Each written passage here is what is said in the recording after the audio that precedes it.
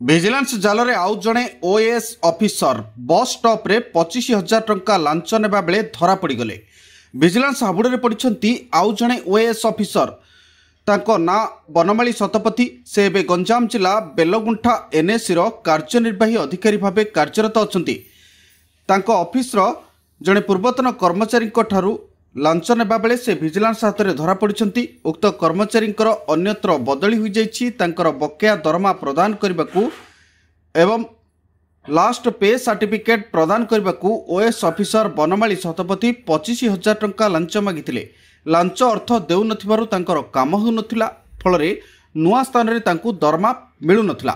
ତେଣୁ ଅନ୍ୟ କୌଣସି ଉପାୟ ନ ପାଇ କର୍ମଚାରୀ ଜଣକ ଭିଜିଲାନ୍ସରେ ଅଭିଯୋଗ କରିଥିଲେ। ଏହାପରେ ଯୋଜନା ପ୍ରକାରେ କର୍ମଚାରୀ ଜଣକ आज ओएएस ऑफिसर बनमाळी शतपथी को लांच टंका देइथिले। बालीपदर बस स्टॉप रे श्री शतपथी 25,000 टंका लांच नेउथुवा बेले तांको विजिलेंस धरिथिला। तांको ठारू समस्त लांच अर्थ जबत करा जायछि। अधिक छानबीन करुछि ब्रह्मपुर विजिलेंस टीम।